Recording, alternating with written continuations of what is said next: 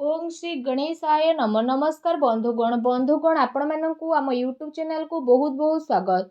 बंधुगण आज भिडियो रे आमे आपण मानकु कहिबा पई जाउछु आपणको पई विशेष भाबरे ए 48 घंटार समय अवधि विषय रे ए 48 घंटार समय आपणको पई किपरि साब्यस्त हेबो ता सहित केउ सब जिनिस रे आपणको फायदा हेबो केउ सब जिनिस रे आपणको सावधानता अवलंबन करबा को पड़िबो आपणकर लव लाइफ किपरि रहिबो क्यारियर किपरि रहिबो बिजनेस आउ व्यापार किपरि रहिबो ता सहित स्वास्थ्यर महत्वपूर्ण इनफॉरमेशन मध्ये आमे आपण माननको वीडियो रे देबु आउ ए वीडियो शेष रे आमे आपण माननको किछि उपाय विषय मध्ये कहिबु जहा द्वारा आपण ए दिन को आहुरी अधिक शुभ और मंगलदायक साब्यस्त करि परिबे।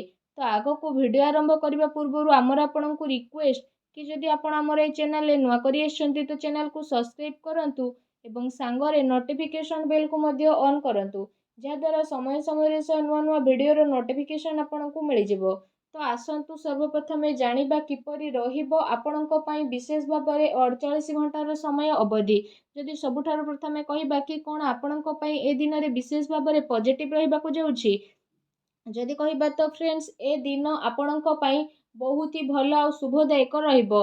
जरूरी काम करबा द्वारा आपणको विशेष भाव में लाभदायक अवसर प्राप्त मध्य हेबो अटके रहितिबा धन मध्य आपणको पुणी थरे वापस मिली पारे भल खबर मिलिबार आपणको पई अनेक ही जोग बनु अछि उच्च पदाधिकारी एवं वृद्ध लोकंकर सहयोग आपणको प्राप्त हेबो एवं सबु कार्य आपण सहलतार सह संपन्न करिकि आपणको प्रतीत मध्य हेबो। एहा सहित आपण आपणकर कार्य कुशलतार द्वारा कौनसी महत्वपूर्ण कार्य को बहुत ही भल उपाय रे पूर्ण करिवे जहा द्वारा आपणको काफी खुशी मध्य अनुभव हेबो कौनसी अति संपर्कीय लोकंकर घरे आगमन एवं हस परिहास रे आपणकर समय बीतित हेबा घरर माहौल को काफी खुशी भरा मध्य बनेई देबो निजर परिवार रो व्यवस्था बनेई के रखिबा पई जहा नियम आउ कायदा बना जाईछि तो से सब आपणको पई बहुत ही तारीफबान हेबो।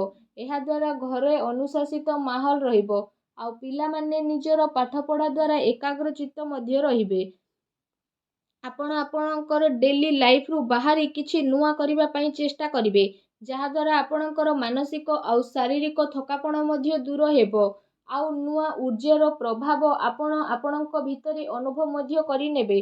फाइनान्स संबंधित जदि कहिबा महत्वपूर्ण निर्णय नेबा पई मध्य ए दिन आपणक पई बहुत ही उत्तम दिन रहिबो विशेष भाव में ए दिनर समय आपणक पई किछि सकारात्मक उपलब्धि मध्य नेकी आसीबो निजर महत्वपूर्ण कार्य को निभेइबारे आपण आपणकर विशेष भाव में पूरा ऊर्जा लगेबे आपणक प्रयास अवश्य ही सफल हेबो।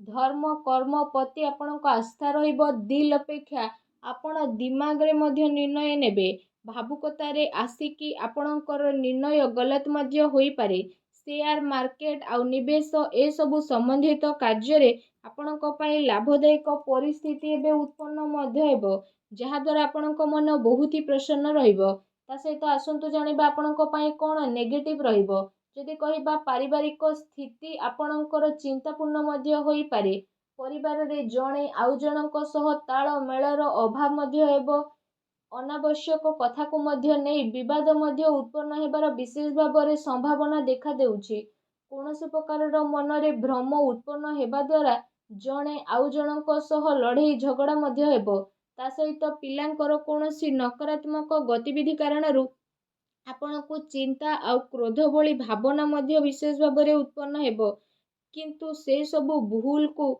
आपण ठीक करबा पई विशेष रूप से चेष्टा करंतु एहा द्वारा आपणक स्थिति रे शीघ्र ही सुधारता देखिबा को मिलिबो।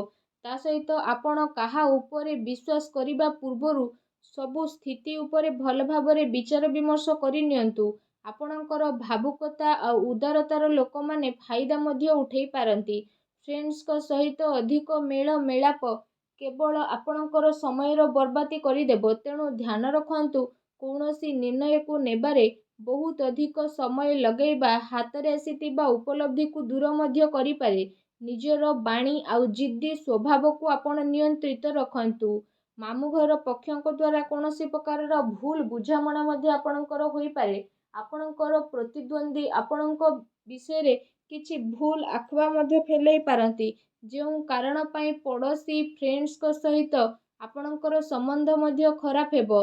କୌଣସି ବି ପରିସ୍ଥିତିକୁ ଆପଣ ଶାନ୍ତିପୂର୍ଣ୍ଣ ରୂପରେ ବୁଝାନ୍ତୁ। କ୍ରୋଧ କରିବା ସମସ୍ୟାକୁ ଆହୁରି ଅଧିକ ବଢ଼ିଦେବ। ତ ସେଥିପାଇଁ ନିଜର କ୍ରୋଧ ଉପରେ ସଂଯମତା ରଖନ୍ତୁ। ଏହା ସହିତ କୌଣସି ବି କାମ କରିବା ପୂର୍ବରୁ ତା ଉପରେ ଗମ୍ଭୀରତାର ସହ ଭାବି ଚିନ୍ତି କାମ କରିବା ଅତି ଆବଶ୍ୟକତା ରହିଛି। କୌଣସି ବାହାର ବ୍ୟକ୍ତି ଜଳନ ଭାବନାରେ ଆପଣଙ୍କ ଉପରେ ବଦନାମୀ ବା ଆରୋପର ସ୍ଥିତି ମଧ୍ୟ ଉତ୍ପନ୍ନ କରିପାରେ, ତେଣୁ ଆପଣ ସାବଧାନ ରୁହନ୍ତୁ। ଯଦି ଆପଣଙ୍କର ଲଭ୍ ଲାଇଫ୍ ବିଷୟରେ ଆମେ କହିବା, ତ ଏ ଦିନ ଆପଣଙ୍କର ଜୀବନ ସାଥୀ ଆପଣଙ୍କୁ ସବୁ କାର୍ଯ୍ୟରେ ସାହାଯ୍ୟ ସହଯୋଗ ପ୍ରଦାନ କରିବେ ଆଉ ସବୁ କଥା ଆପଣଙ୍କର ଶୁଣିବେ, ଯାହାଦ୍ୱାରା ଆପଣଙ୍କ ସମ୍ପର୍କରେ ସକାରାତ୍ମକ ପରିବର୍ତ୍ତନ ଆସିବ। ଆପଣଙ୍କ ପ୍ରେମ ଜୀବନରେ ଚାଲି ଆସୁଥିବା ସମସ୍ୟା ଏବେ ଆପେ ଆପେ ସମାପ୍ତ ମଧ୍ୟ ହୋଇଯିବ। ଆଉ ଜୀବନ ସାଥୀଙ୍କର ସକାରାତ୍ମକ ସହଯୋଗ ଆପଣଙ୍କୁ ଆତ୍ମବଳ ଆଉ ଆତ୍ମବିଶ୍ୱାସ ପ୍ରଦାନ କରିବ। ଆପୋଷିକ ସମ୍ବନ୍ଧରେ ଆହୁରି ଅଧିକ ଘନିଷ୍ଠତା ଦେଖିବାକୁ ମିଳିବ। ପିଲାଙ୍କର କିଲକାରୀ ସମ୍ବନ୍ଧିତ ସୂଚନା ମିଳିବା କାରଣରୁ ପ୍ରସନ୍ନତାପୂର୍ବକ ଘରେ ବାତାବରଣ ରହିବ ଏବଂ ପ୍ରେମ ସମ୍ବନ୍ଧରେ ଆହୁରି ଅଧିକ ଗମ୍ଭୀରତା ଦେଖିବାକୁ ମିଳିବ। ବୈବାହିକ ସମ୍ବନ୍ଧ ଠିକ୍ ରହିବ ଆଉ ପାରିବାରିକ ମାହୋଲ ଖୁସି ଭରା ରହିବ।